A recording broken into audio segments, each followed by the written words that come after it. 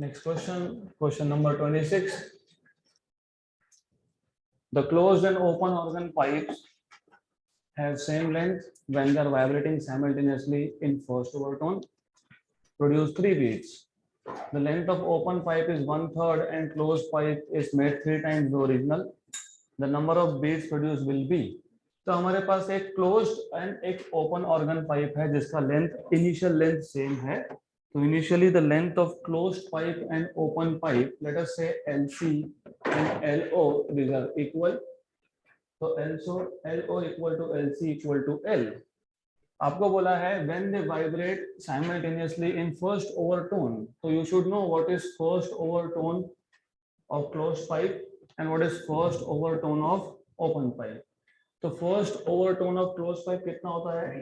3 times of fundamental frequency and first overtone of open pipe is 2 times of fundamental frequency. तो when they vibrate in first overtones they produce 3 beats. मतलब आपको पता है beat frequency क्या होता है? Difference in frequency between the two notes.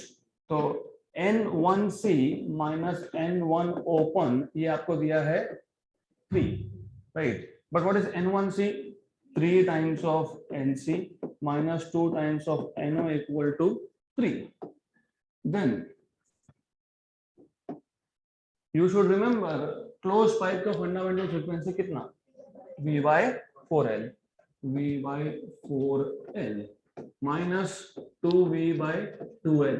Actually L close and L open लिखना चाहिए था लेकिन दोनों same है. That is why we are writing it like this, equal to 3. Good. Then you have to solve this. ये solve करोगे तो आपको वैल्यू मिल जाएगा V by L का. तो कैसे solve करोगे? बहुत सिंपल है, cancel and cancel, correct? Then what you have is 3V by 4L minus V by L equal to 3. तो ये नेगेटिव आएगा, नेगेटिव आएगा ना? क्यों नेगेटिव आएगा? तो हमने क्या गलत किया? हमने ये गलत किया कि हमने चेक नहीं किया कि कौन सा फ्रीक्वेंसी ज्यादा है. तो कौन सा फ्रीक्वेंसी ज्यादा है?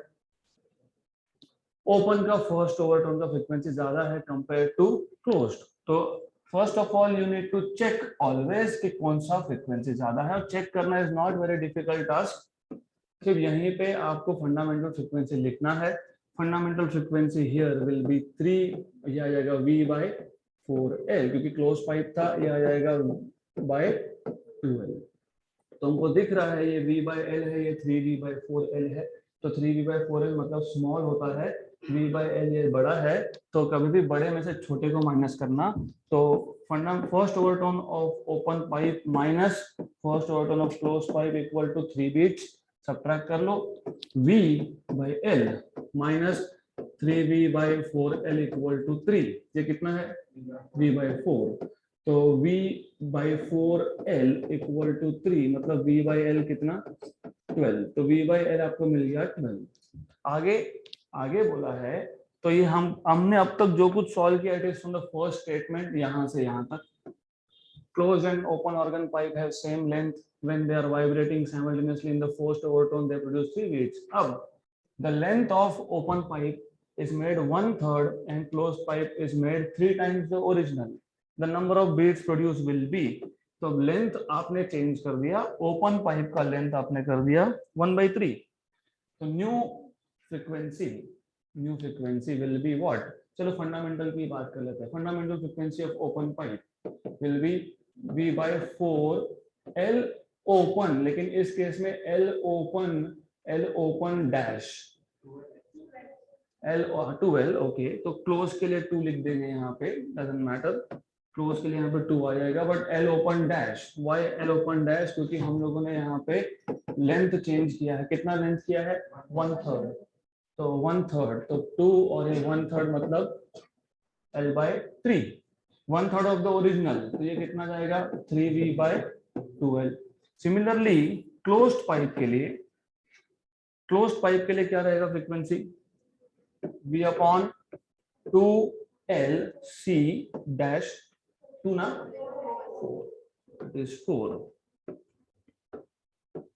Then new length of close pipe कितना बोला है? 3 times, not 1/3 but 3 times. तो ये आ जाएगा 4 और ये आ जाएगा 3L। तो how much is this? V/12L। Then what you will have is simple. अब वापस चेक कर लो कौन सा फ्रीक्वेंसी ज्यादा है, कौन सा ज्यादा है, 3/2 V/L या V/12L? Which one is greater? 3 V/12L is greater. तो अब आपको पूछा है how many beats are produced. तो number of beats produced will be how much? तो number of beats के लिए NO minus NC पहले चेक कर लेंगे, क्योंकि यहाँ पे मेंशन नहीं किया था कि वापस से पहला ओवरटोन लेना है। पहले स्टेटमेंट में फर्स्ट ओवरटोन बोला है, सेकंड स्टेटमेंट में आपको फर्स्ट ओवरटोन बोला नहीं है। तो पहले चेक करना फंडामेंटल फ्रीक्वेंसी का। तो this is equal to 3V/12 minus V/12L. What is V/L? कितना था? 12। तो ये भी कितना था? 12। 12 और 12 हो गया कैंसल, 1 जाए 6 जा, 6 3 जा 18, 18 minus 1 17। तो 17 beats should be produced, option number C। तो what is the approach of solving this question? बहुत सिंपल है। पहले स्टेटमेंट से आपको V/L मिलेगा। पहले स्टेटमेंट में बोला है दोनों का फर्स्ट ओवरटोन का बीट फ्रीक्वेंसी, फर्स्ट ओवरटोन का बीट फ्रीक्वेंसी मतलब आपको पता होना चाहिए। It is equal to first overtone for a closed pipe कितना होता है? 3N। For a open pipe कितना होता है? 2N। तो दोनों को सब्ट्रैक्ट करोगे तो 3 मिलेगा, वहां से V/L मिल गया 12। Then use this V/L in the second case, and that's it. This is how you're supposed to solve this question. Question number 26. Next question. Next question.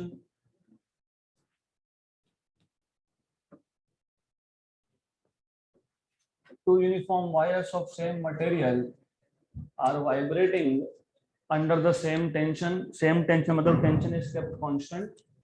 If the first overtone of first wire is equal to second overtone of second wire and radius of the first wire is twice that of second wire, then the ratio of length of the first wire and that of second wire is. तो ratio of length आपको पूछा है when they're asking you ratio of length। और क्या क्या information दिया है आपको? टेंशन एंड रेडियस का। तो सबसे पहला काम, first thing that you should do is, हमें टेंशन का इंफॉर्मेशन दिया है और हमारे पास इंफॉर्मेशन है रेडियस का और लेंथ का रेशियो पूछा है। तो सबसे पहले इन तीनों को रिलेट करना पड़ेगा। You have to make a equation for length, tension and radius. तो टू स्टार्ट ऑफ विथ क्या बोला है आपको? First overtone of first wire is equal to second overtone of second wire. तो हमारे पास दो वायर थे, फर्स्ट ओवरटोन लेट अस से पहली वायर को ए बोल देते हैं। तो ए वायर का first overtone is equal to B wire का second overtone. You know in case of wire first overtone is 2 times of fundamental frequency and this is 3 times of fundamental frequency. तो यहां से आपको कम से कम NA/NB मिल गया which is 3/2 correct. तो इसको use करेंगे बाद में। देन आपको रेडियस का भी इंफॉर्मेशन दिया है। Radius of one wire is twice that of second wire, मतलब रेडियस ऑफ ट्वाइस ही बोला है ना। Radius of first wire is twice that of second wire. तो radius of A is 2 times of radius of B and tension is same. Tension सेम बोला है। Tension okay, under the same tension is constant. So you should know what is frequency, what fundamental frequency? 1/2L root of T/M, where M is mass per unit length. But हमारे पास information है radius का। तो you should first bring radius into the equation. तो mass per unit length मतलब mass upon length, and mass मतलब होता है volume into density. तो मास मतलब volume into density, volume into density, and volume होता है एरिया इनटू लेंथ, क्योंकि wire is like a cylinder. तो area into length, cancel and cancel. Then therefore what you have is n equal to 1/2L root of T upon A rho. But what is area? Pi r square. तो area of wire, क्योंकि wire is a cylinder, it is pi r square rho. If you read the question, two uniform wires of the same material, same material मतलब density constant होता है, tension भी same है, पाई भी constant है और 2 भी कांस्टेंट है, तो n is proportional to 1/l and root of r square, root of r square is, तो आपको पूछा है लेंथ का रेशो, तो length is proportional to 1/nr, तो length of A upon length of B equal to NB RB upon NA RA, तो NB by NA, NB by NA is 2/3, तो यह आ जाएगा 2/3, RB by RA, RB by RA 1/2, RB by RA is 1/2, cancel and cancel, तो कितना आ गया ratio 1/3, option number ए।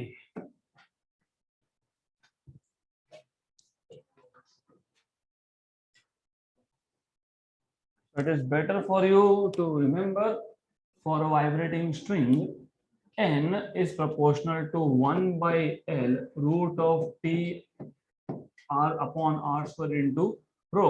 सिर्फ इसमें देख लेना क्या क्या कांस्टेंट है, हमारे इस केस में सेम मटेरियल था, मतलब density constant and tension same दिया है, तो that is why you have n proportional to 1/lr। तो ये formula better you remember because this will help you out to solve question directly, बहुत सारे स्टेप्स रिड्यूस हो जाएंगे आपके।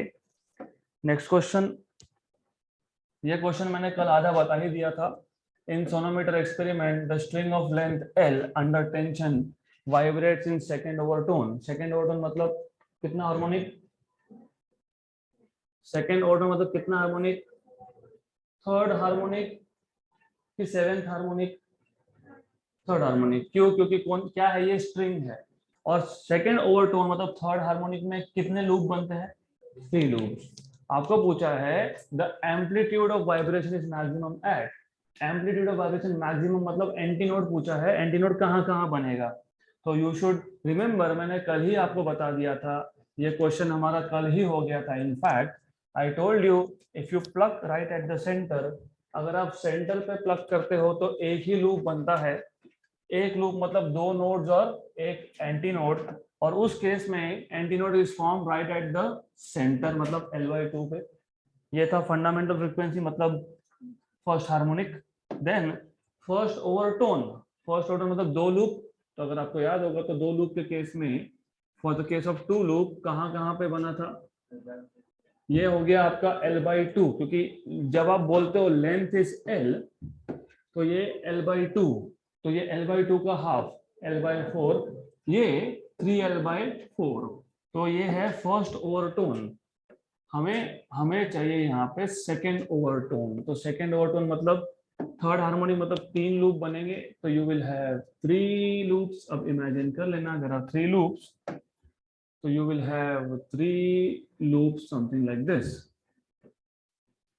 तो you must remember, always remember, ये क्या है, ये L/2 है, तो एक तो पक्का L/2 पे बनेगा, centre will be eight L/2, खत्म, डन।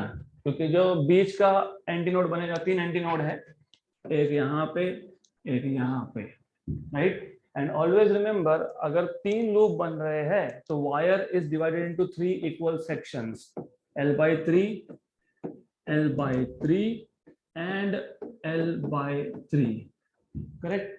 तो L/3 L/3 L/3, तो ये L/3 यहां तक आ गया, उसका हाफ मतलब L/6, L/3 प्लस L/3 यहां तक कितना आ गया, 2L/3, 2L/3 और प्लस L/6, तो 2L/3 प्लस L/6 कितना होता है,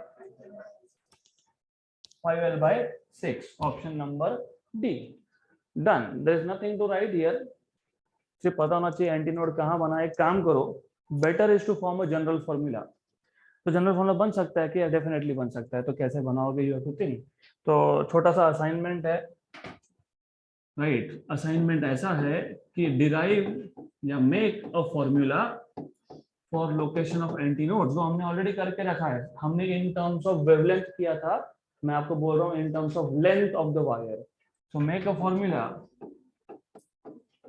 और इजी है, it is very simple. Make a formula for position of nodes and antinodes positions of nodes and antinodes in terms of length of wire, in terms of length, right? क्योंकि हमको already पता है ना, in terms of wavelength पता है कि नहीं?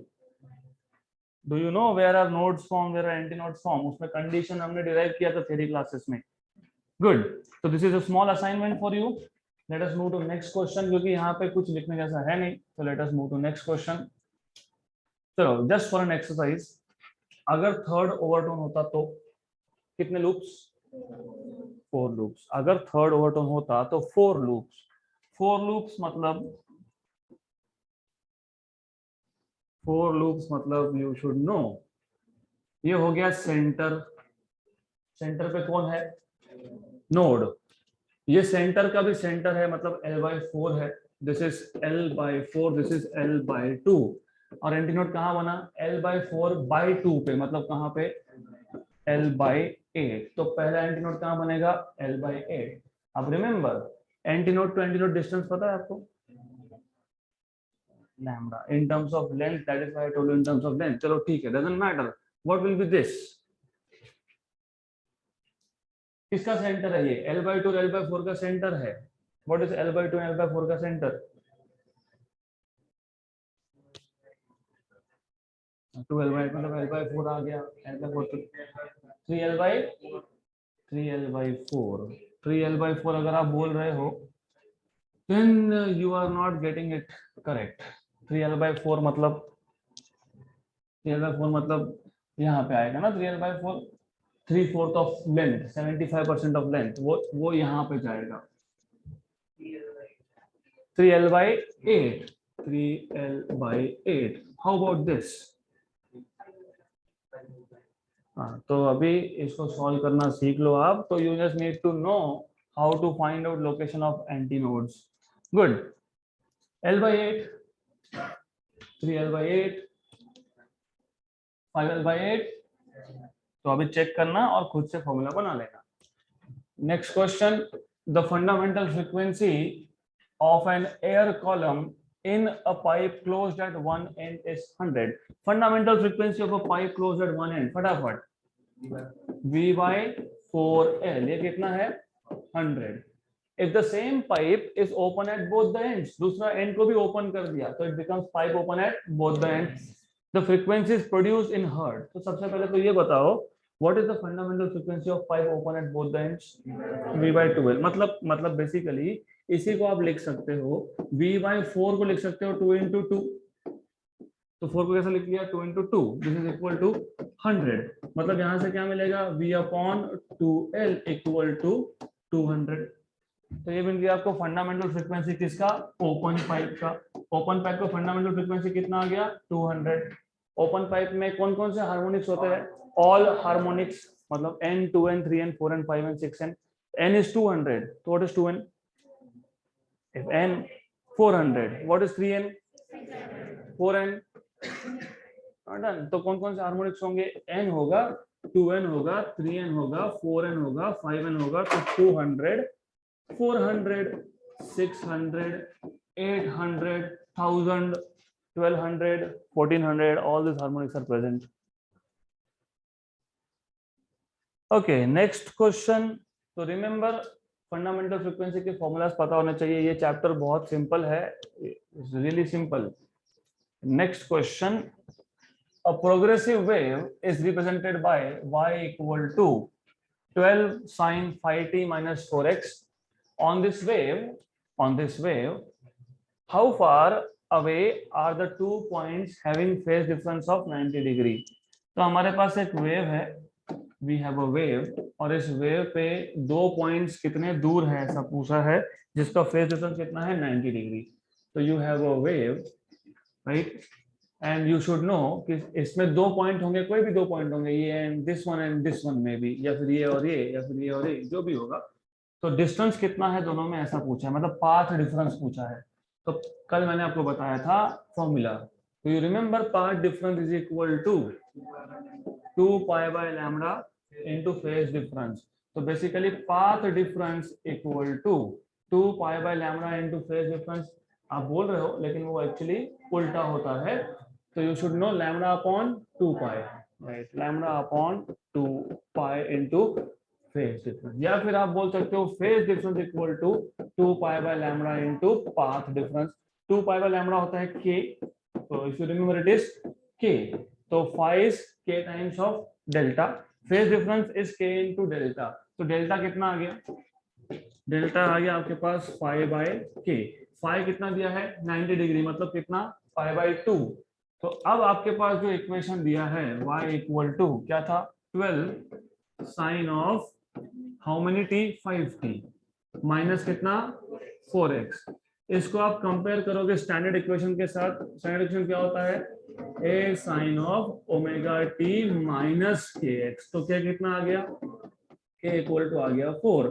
Therefore, path difference delta phi is 90 degree, मतलब pi by 2, और k की वैल्यू कितनी है 4, तो pi by 8, तो pi by 8 centimetre, pi by 8 option number C.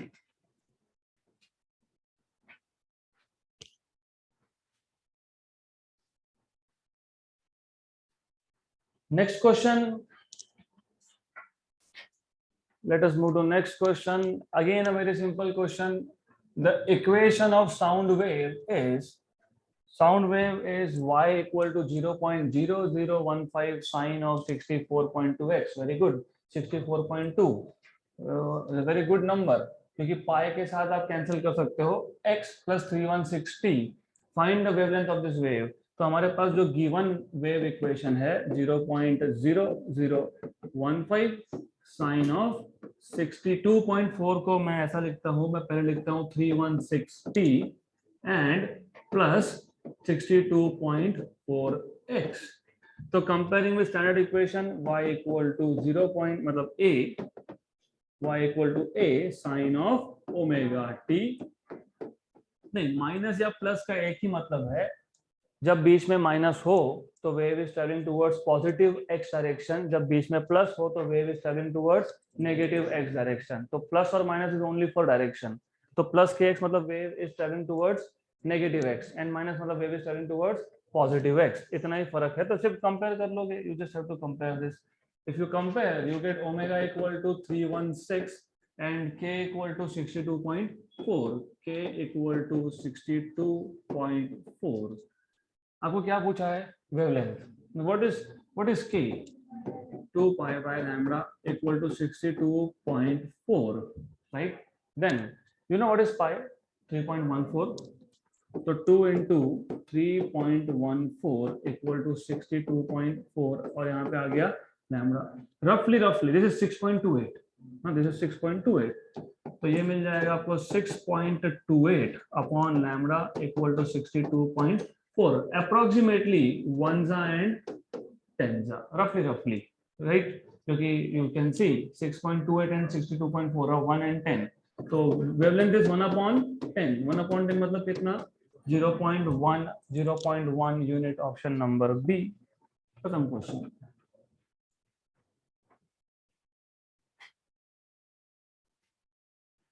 This kind of questions जहां पे भी वेव का इक्वेशन दिया हो वहां पे सिर्फ कंपेयर कर लेना and done. Comparing you can get what is k, k is 2 pi upon lambda and हो गया खत्म, done. Next question, the equation of a simple harmonic progressive wave is given by, directly कर लेंगे अब, you don't have to write this क्योंकि simple question है। what is k value 3, right. आपको पूछा है distance between two particles having phase difference of π/3। अभी एक क्वेश्चन सॉल्व किया था हमने, distance between two particles having phase difference of π/2, यहाँ पे फेज डिफरेंस कितना है π/3। तो do you remember this formula, delta equal to π/k, तो डेल्टा मतलब part difference equal to phi upon k। What is phase difference π/3, what is k value 3, तो what is this π/9, option number A. Good, तो ऐसे questions को अभी orally solve करते आना ही चाहिए, this is simple, really simple. तो look at the equation k, what is phase difference π/3, तो π/3/3 π/9। तो such kind of questions CET में 2 बार आया है सेम टाइप का question consecutive years. Done. Next question. अब इसमें क्या बोला है, two strings A and B of same material, same material मतलब क्या constant, density constant, are stretched by same tension मतलब टी भी constant, radius of string A is double the radius of string B, same type of question है, transverse wave travels on string A with speed va and on string b with speed vb, the ratio of va by vb is, पिछले question में आपको पूछा था ratio of length, यहाँ पे पूछा ratio of speed, तो what is speed formula, under root of tension upon m, where m is mass per unit length, so v equal to under root of t upon mass per unit length। तो आपको पता है what is mass, volume into density, what is volume, area into length, cancel and cancel। अब what do you see, यहाँ पे t under root of t upon a is pi r square rho, tension same density same, तो v is proportional to 1 by r, क्योंकि r square का root लोगे तो 1 by r हो जाएगा। तो सिंपल क्वेश्चन है va by vb equal to rb upon ra, rb upon ra, और आपको इंफॉर्मेशन दिया है यहाँ पे, क्या बोला है, radius of string a is double that of b, तो radius of string a is double that of b, तो आपको मिल जाएगा यहाँ से rb by ra equal to 1/2, rb by ra equal to 1/2, तो what is the ratio, 1/2, option number B.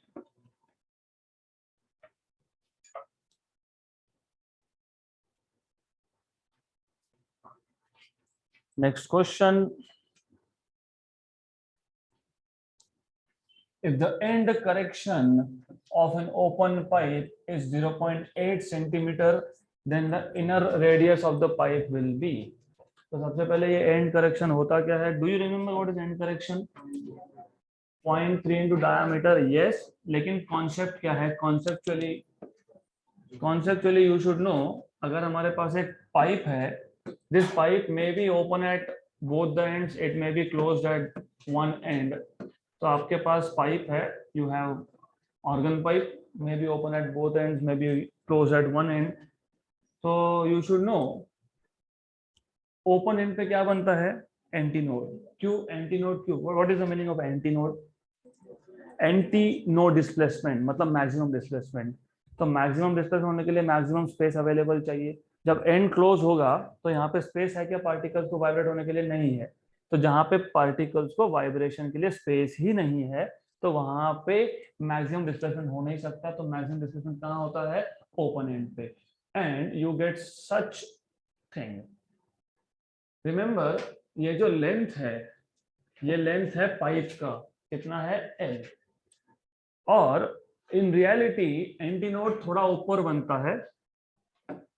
हमारा expectation ये था जितना पाइप का लेंथ है उतना ही एयर के कॉलम का लेंथ होना चाहिए, एयर के कॉलम का लेंथ मतलब बनना ऐसा चाहिए था आइडियली, तो antinode should be formed right at the open end, but ऐसा होता नहीं है, anti node is form little above, थोड़ा ऊपर क्यों बनता है, very obvious, sound wave generate कैसे करोगे, ट्यूनिंग फोर्क, तो ट्यूनिंग फोर्क को थोड़ा ऊपर रखना पड़ता है हमको, you have to keep it little up, तो for that reason anti node is formed little above open end, not right at the open end, तो हम यहाँ पे वेव्स की स्टडी कर रहे हैं, तो कॉलम लेंथ किसका, वेव का, पाइप का नहीं, तो वेव का कॉलम लेंथ कितना है, वेव का कॉलम लेंथ एंटी नोड से क्लोज्ड एंड तक, या फिर इस केस में एंटी नोड से दूसरे एंटी नोड तक, ये है कॉलम लेंथ, इसको बोलते हैं एयर कॉलम लेंथ, या फिर इसको और एक नाम है, डू यू रिमेंबर क्या नाम था,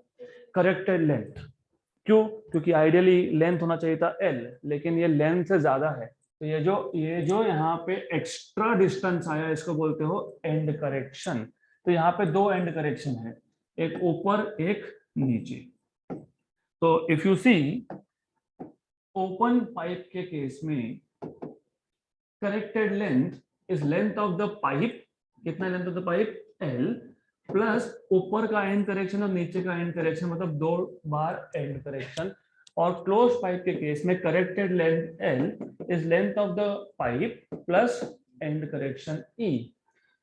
ये जो एंड करेक्शन E होता है this is normally 30% of inner diameter, मतलब 0.3 times of inner diameter. Inner diameter मतलब ये पाइप का डायामीटर, तो ये जो पाइप का डायामीटर है वो दैट इज इनर डायामीटर। तो and correction is 0.3 times of inner diameter. 0.3 times of inner diameter मतलब 30% ऑफ डायामीटर। अब आपको क्या बताया क्वेश्चन में, आपको बोला है if the end correction of open pipe is 0.8 centimetre. And correction of open pipe में कितना एंड करेक्शन है, 2e है। अगर यहीं पे ओपन को क्लोज बोल दिया तो कितना होता, e होता। तो 2e कितना 0.8 सेंटीमीटर, राइट। हमें क्या फाइंड करना है, हमको रेडियस पूछा है। What is e, 0.3 times of diameter equal to 0.8। तो एक काम करो 1 जा एंड 0.4 जा, तो डायमीटर कितना मिल गया 0.4 अपॉन 0.3 मतलब कितना मिल गया 4/3। What is diameter, 2 times of radius 4/3, 1 जा एंड 2 जा, तो रेडियस कितना आएगा 2/3 centimetre. Option number B.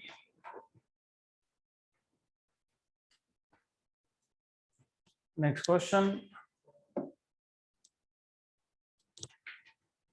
wire having tension 225 Newton produces 6 beats per second when it is tuned with a fork.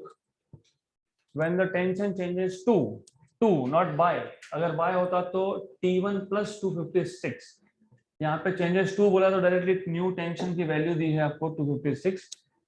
It is tuned with the same fork. The number of beats remain unchanged.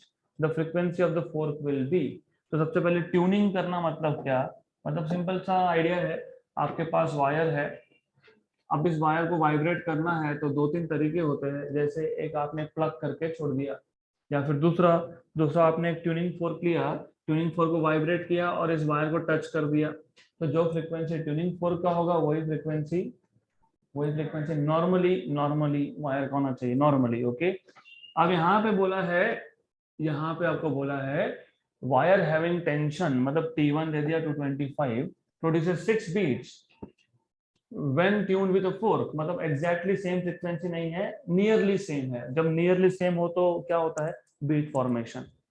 तो यहाँ पे ऐसा है कि आपके पास beat formation हो रहा है। Then when tension changes to, अब टेंशन को चेंज कर दिया और सेम फोर्क यूज किया हमने, number of beats remains unchanged, number of beats is same, the frequency of the fork will be। तो एक काम करते हैं, सबसे पहले what we will do is, जो फोर्क था उसके फ्रीक्वेंसी को मैं मान लेता हूं x, some unknown value x, क्योंकि वही फाइंड करना है। पहले केस में टेंशन कितना 225, तो पहले केस में फ्रीक्वेंसी कितना वायर का n1, तो I will call n1 as the frequency of wire in the first case. दूसरे केस में टेंशन कितना 256, तो फ्रीक्वेंसी कितना n2। तो फर्स्ट ऑफ ऑल देखो बीट फॉर्मेशन का प्रॉब्लम क्या है, बीट फॉर्मेशन में n1 माइनस x या फिर x माइनस n1 है ना। मेरे पास अगर दो फ्रीक्वेंसी है तो what is beat frequency, difference of the two frequency. Problem यहाँ पे है डिफरेंस मतलब सब्ट्रैक्शन, तो याद रखना सब्ट्रैक्शन जब करते हो तो चेक कर लेना कि कौन सा नंबर बड़ा है, बड़े में से छोटे को क्या करते हैं सब्ट्रैक्ट। तो आपको पता है frequency is directly proportional to root of tension.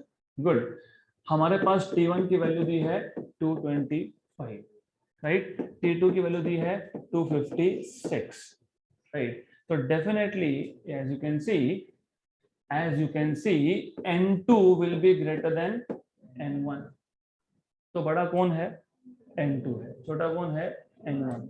Good, तो पहले केस में n1 और दूसरे केस में n2। तो पहले जब टेंशन था 225 तो फ्रीक्वेंसी कितना था n1, तो क्या लिखोगे इसको x माइनस n1।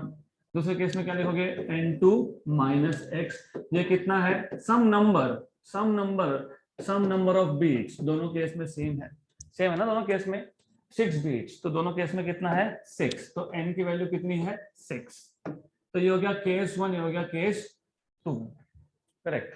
हमें फाइंड क्या करना था, क्या फाइंड करना है, x फाइंड करना है। तो अभी x फाइंड कैसे करेंगे, how do you find out x? तो सबसे पहले एक चीज करो, हमारे पास प्रोपोर्शनलिटी है n प्रोपोर्शनल टू t, तो मैं डायरेक्ट सब्ट्रैक्ट या ऐड नहीं कर सकता हूँ, किया भी तो कोई फायदा नहीं होगा, because you don't know what are values. Of course n1 and n2 पता नहीं है हमको, पता होता, अगर n1 n2 पता होता तो क्या करते, इसको डायरेक्टली क्या कर लेते, ऐड या सब्ट्रैक्ट, जो भी करना होगा वो, लेकिन यहाँ पे n1 n2 पता नहीं है तो क्या करेंगे, what will you do here, can you find out ratio of n1 and n2? तो n1 by n2 कितना आएगा, root of t1 by t2। What is t1? 225। What is t2? 256। अच्छा, तो 225 मतलब 15, 256 मतलब 16, तो आपको n1 अपॉन n2 मिल गया, कितना मिल गया 15 by 16। इक्वेशन नंबर 2, इन दोनों को इक्वेशन नंबर 1 बोल देता हूँ। Then as you can see, आपको ऑलरेडी दिख रहा है, इक्वेशन 1 में जो दो इक्वेशन है दोनों का left hand side right hand side क्या है, सेम है, तो लेफ्ट हैंड साइड क्या होगा, सेम होगा। तो therefore can you write down like this, x minus n1 n2 minus x। वैसे ये करना नहीं चाहिए, समझ में आएगा क्यों नहीं करना चाहिए। तो आपको मिल जाएगा 2x equal to n2 plus n1, तो x equal to n2 plus n1 by 2, right. अब ये कर लिया तो प्रॉब्लम क्या है, प्रॉब्लम ये है कि इसको सॉल्व कैसे करोगे।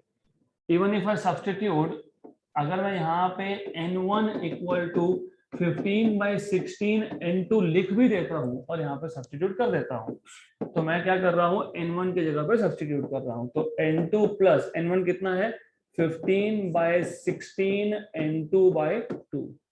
एक इक्वेशन दो अननोन सॉल्व होता है क्या, नहीं होता। तो दैट इज वाई एक एक स्टेप आपको समझना जरूरी है, you can not do this, बाकी सब करेक्ट है, दैट इज ऑल्सो फाइन। तो प्रॉब्लम क्या है, प्रॉब्लम ये है कि हम नहीं कर सकते सॉल्व, तो क्या करेंगे, एक काम करो, पहले n1 और n2 फाइंड करो। वो कैसे फाइंड करोगे, इमेजिन अगर इसको मैं ऐड कर देता हूँ, इन दोनों को मैं ऐड कर देता हूँ, तो क्या मिलेगा, x minus n1 plus n2 minus x equal to 6 plus 6 12, cancel and cancel, तो n2 माइनस n1 कितना आ गया 12। लेकिन what was n1, 15 by 16 n2 कितना आ गया 12। 1 माइनस 15 by 16 कितना होता है 1 by 16, तो 1 by 16, तो आपको मिल गया n2। What is n2, 12 into 16, what is 12 into 16, what 180 192, 16 10 160, 16 2 32, मतलब 192, तो n2 मिल गया 192। अब ये n2 की वैल्यू यहाँ पे सब्स्टिट्यूट कर दो, तो देयरफॉर हमारे पास क्या था, n2 minus x equal to 12, तो 192, हाँ 6 माइनस 6, तो 6 आ गया यहाँ पे, then 192 minus x equal to 6, तो 192 माइनस 6 इक्वल टू x, कितना आ गया ये 186 होना चाहिए, नहीं होगा तो करेक्शन होगा कहीं ना कहीं, है क्या, है ऑप्शन नंबर।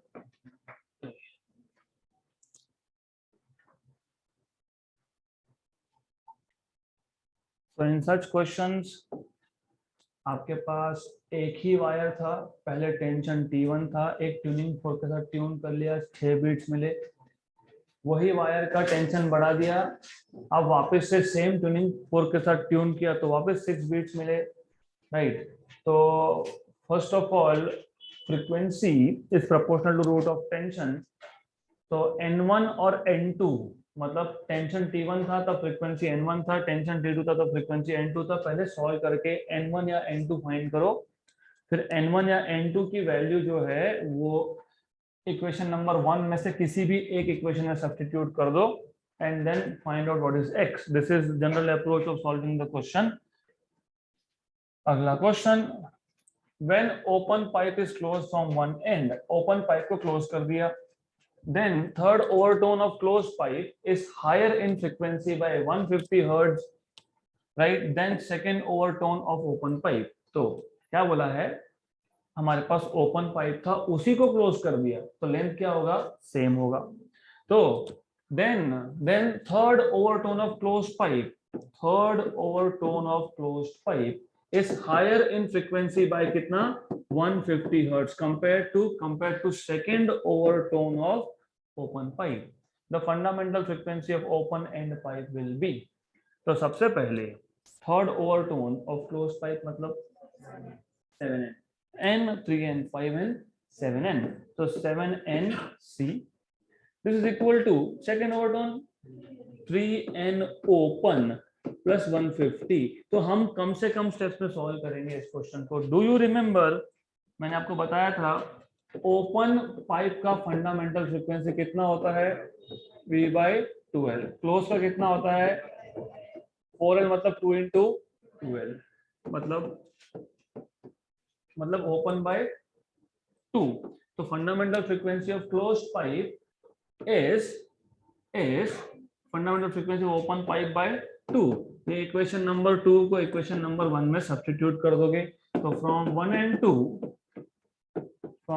2, क्यों ऐसा कर रहा हूं, क्योंकि हमको क्या पूछा है, frequency of fundamental frequency of open end pipe. तो 7nc, what is nc, no/2 equal to कितना है, 3no. हो गया, आंसर खत्म. आंसर आना चाहिए 300 हर्ट्ज. कैसे 300 hertz, you know what is 7/2, 3.5. 3.5 minus 3 कितना, 0.5. तो 0.5 n ओपन इक्वल टू 150. 0.5 मतलब 1/2. तो सिंपल है, 7/2 मतलब 3.5 माइनस 3 इक्वल टू 150. तो ये आ जाएगा 0.5 n ओपन इक्वल टू 150. तो n open by 2 equal to 150. तो n open equal to 300 hertz. Option number D.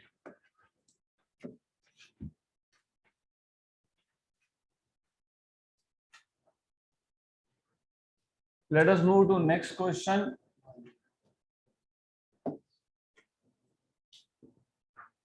In a pipe open at both the ends, N1 and N2 be the corresponding frequencies to vibrating lengths L1 and L2 respectively. The end correction is. हमारे पास दो pipe है, दोनों open है at both the ends. एक का length है L1, दूसरे का है L2, फ्रीक्वेंसी है N1, दूसरे का है N2. अब मैं दो क्वेश्चन एक साथ सॉल्व करेंगे यहाँ पे, क्लोज पाइप के लिए भी और ओपन पाइप के लिए भी, मतलब एक ही क्वेश्चन में दो हो जाएगा. यहाँ पे ध्यान दो, एक ही क्वेश्चन में दो अलग अलग क्वेश्चन हो जाएंगे यहाँ पे. तो यू नीड टू नो, हमारे पास दो पाइप्स है. मैं क्लोज के लिए भी सॉल्व कर रहा हूँ, मैं ओपन के लिए भी सॉल्व करूंगा एक साथ. यू नीड टू रिमेम्बर, सिर्फ डिफरेंस 2 का आएगा. तो why difference of 2 you will understand soon. तो हमारे पास ऐसा सिस्टम है, लेंथ अलग अलग है. तो यू मस्ट रिमेम्बर, पाइप का लेंथ अलग होना मतलब फंडामेंटल फ्रीक्वेंसी भी अलग होना. Why, because fundamental frequency depends on length. तो ये हो गया आपके पास दो क्लोज पाइप. एक का लेंथ है L1, इसका फंडामेंटल फ्रीक्वेंसी है N1, इसका लेंथ है L2, फंडामेंटल फ्रीक्वेंसी है N2. ऐसे ही अगर मेरे पास दो ओपन पाइप होते, तो you may have two open pipe. Similarly, you should know what is not different is speed of sound in these two pipes. Length अलग है, फंडामेंटल फ्रीक्वेंसी अलग है, लेकिन दोनों में एयर है और एयर में स्पीड सेम होता है. गुड. तो velocity in pipe 1 is equal to velocity in pipe 2. Velocity v1 is equal to v2. Do you remember fundamental frequency of closed pipe क्या था, V/4L. यहाँ पे वैसे फर्क नहीं पड़ता है, 4L. गुड, ठीक है, 4L. तो V कितना हो गया, 4NL. तो यहाँ याद रखना v कितना हो गया 4nl, तो v1 कितना होगा 4n1l1, right. This is equal to 4n2l2, यहाँ पे क्या होगा 2n1l1 and 2n2l2, 2 cancel 4 cancel, right. तो n1 l1 equal to n2 l2। हमें पूछा है एंड करेक्शन, तो do you remember and correction मतलब, एंड करेक्शन मतलब, अब ये यहाँ पे याद रखो, थोड़ा सा नोटेशन चेंज कर दिया तो गड़बड़ हो जाएगी। ये जो है ये करेक्टेड लेंथ है, this is corrected length L1, this is corrected length L2। What is corrected length? L plus E, E कौन से केस में और 2E कौन से केस में? तो यहाँ पे आ जाएगा L1 प्लस E। अब E1 E2 मत लिखना, क्यों? क्योंकि क्वेश्चन पढ़ोगे तो आपको बोला है in an open pipe open at both the ends N1 and N2 with the frequencies corresponding to, ठीक है, एंड करेक्शन इज। तो इस केस में इट इज अज्यूम्ड, अजम्पशन होता है कि दोनों पाइप का डायामीटर क्या है, सेम है, क्योंकि डायामीटर सेम होगा तो एंड करेक्शन क्या होगा, सेम होगा। तो N1 L1 is small l1 plus E equal to N2 L2 plus E। यहाँ पे in this case you will have N1 L1 plus 2E equal to N2 L2 plus 2E। N1 L1 plus N1E equal to N2 L2 plus N2E। N1 L1 plus 2N1E equal to N2 L2 plus 2N2E। Then क्या करना है आपको, E find करना है। तो E को एक side में लाओ, तो N1E minus N2E equal to N2 L2 minus N1 L1, E common, N1 minus N2 equal to N2 L2 minus N1 L1, E equal to N2 L2 minus N1 L1 upon N1 minus N2। अभी कहीं कहीं पे उल्टा लिखते हैं, N1 L1 minus N2 L2, तो नीचे भी उल्टा हो जाएगा। This is what you need to know. इसको सॉल्व करोगे तो 2N1E minus 2N2E equal to N2 L2 minus N1 L1। Therefore यहाँ से आप 2E कॉमन निकाल लोगे, N1 minus N2 L2 minus N1 L1। Therefore E equal to N2 L2 minus N1 L1 upon 2 into N1 minus N2। तो open pipe में क्योंकि दो ends open थे तो नीचे एक एक्स्ट्रा 2 आता है, क्लोज पाइप में नहीं आता है। हमारे पास क्वेश्चन किसका था, ओपन पाइप का था। तो ओपन पाइप का N2 L2 minus N1 L1 upon 2 times of N1 minus N2, यही आया क्या, करेक्ट। अगर क्लोज पाइप बोला होता तो क्या आता, ऑप्शन नंबर डी। डन।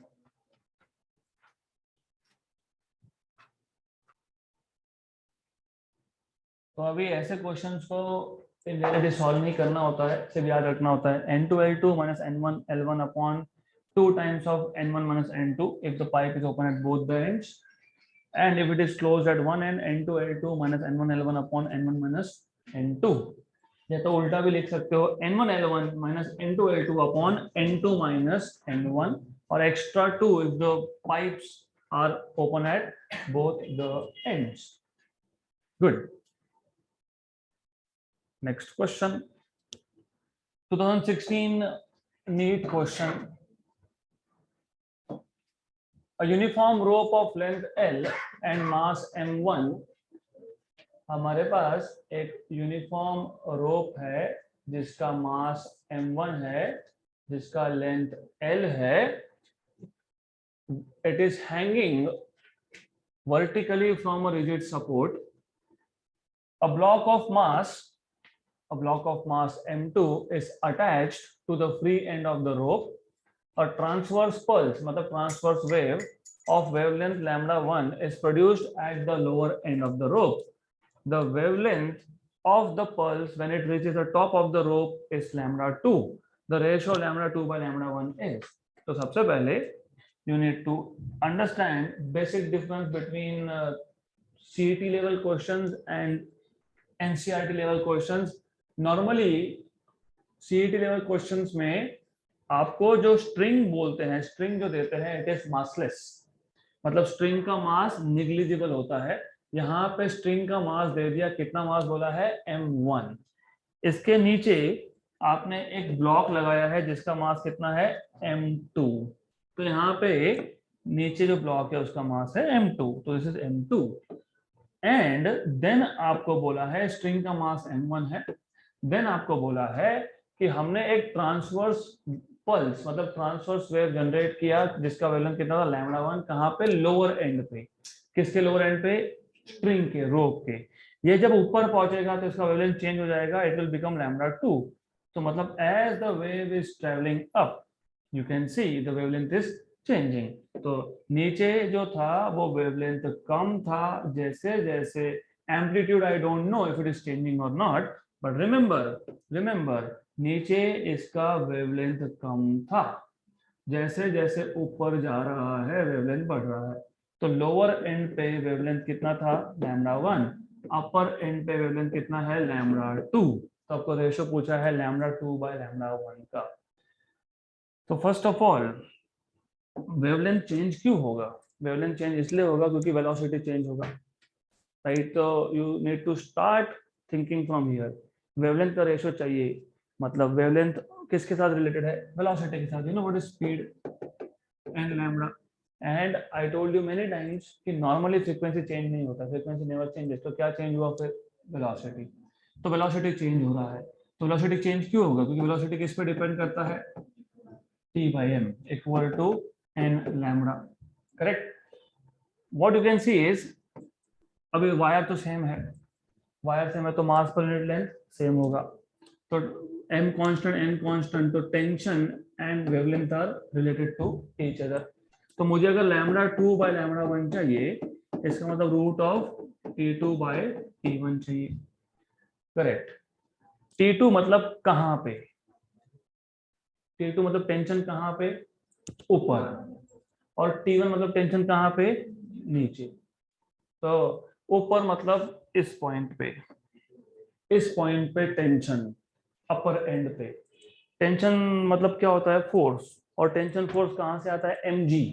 मतलब वायर के उस पॉइंट के नीचे कितना मास है। तो वायर के इस पॉइंट के नीचे कितना मास है, m1 एंड m2। तो क्या आएगा, under root of m1 plus m2।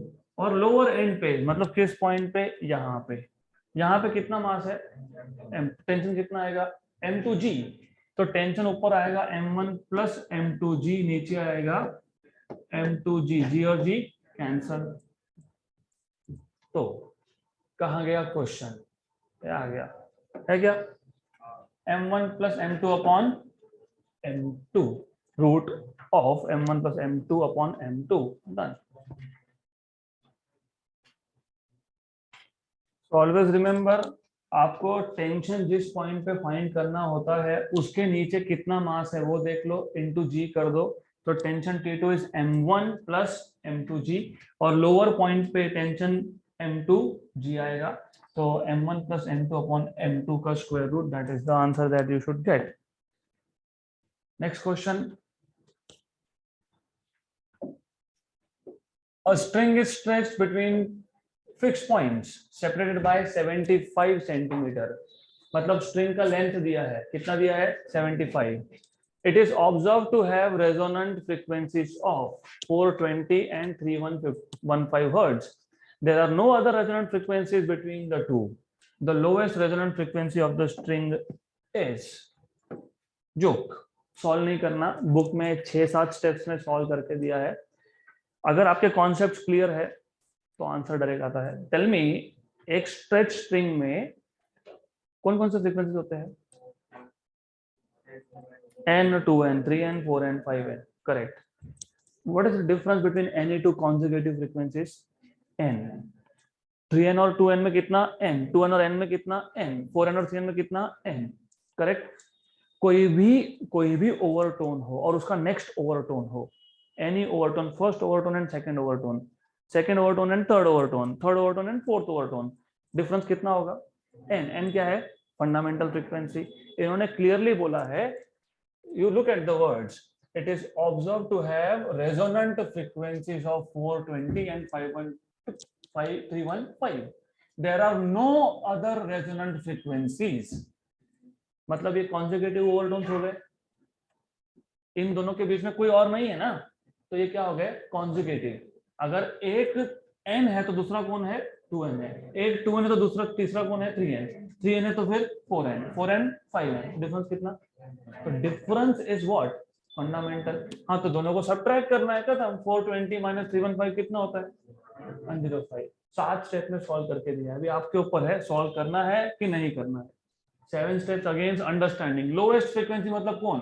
Fundamental. तो डिफरेंस 105, तो सॉल्व नहीं करना। हाँ, अगर बोला होता there is one other resonant frequency, तो इसका मतलब वो आपको बता रहे हैं कि 2n और 4n, फिर डिफरेंस कितना होगा? 2n। फिर 2n डिफरेंस क्या हो जाएगा? वो सॉल्व करना पड़ेगा आपको। लेकिन यहाँ पे बोला देयर आर नो अदर, तो नो अदर, तो directly fundamental frequency is difference between these two. Next question, the two nearest आ गया वापस से, टू नियरेस्ट हार्मोनिक्स मतलब consecutive of a closed tube of a tube closed at one end and open at other end। मतलब कौन सा tube है? Close pipe है। जानबूझ के बोला है close at one end and open at other end. मतलब students when they are in hurry, उनको लगता है कि दो पाइप है, एक क्लोज पाइप है, एक ओपन पाइप है। एक फ्रीक्वेंसी किसका है? क्लोज का। एक किसका है? ओपन। ऐसा नहीं है, एक ही पाइप है, उसके दो nearest harmonics. Which are the two nearest harmonics of a closed pipe? n3n। Very good. तो आपको पूछा है what is the fundamental frequency of the system, तो यहाँ पे कितना आएगा? यहाँ पे मैंने अभी बताया, यहाँ यस, यहाँ पे क्या था? यहाँ पे 2n माइनस n डायरेक्टली था। डिफरेंस कितना था? 420 माइनस 315, क्योंकि यहाँ पे n 2n 3n 4n 5n consecutive होता है, तो डायरेक्टली मिल गया n। यहाँ पे इस केस में कौन सा पाइप है? Close pipe. क्लोज पाइप में क्या होता है? n 3n 5n 7n, तो डिफरेंस ले लो किसी का भी, 3n माइनस n कितना है? 3n कितना है? 260। ये कितना है? 220। मैं सिंपलेस्ट बता रहा हूँ, बुक में अलग अलग लिख के रखा है। ये बोलते हैं इसको बोलते हैं 2m plus 1। I don't want to write this, simple सी लॉजिक है। 3n माइनस n या तो 5 माइनस 3n या तो 7 माइनस 5n। कितना है ये? तो ये कितना आ गया? 40। तो n कितना आ गया? 20 hertz. Done, 20 hertz. Option number B.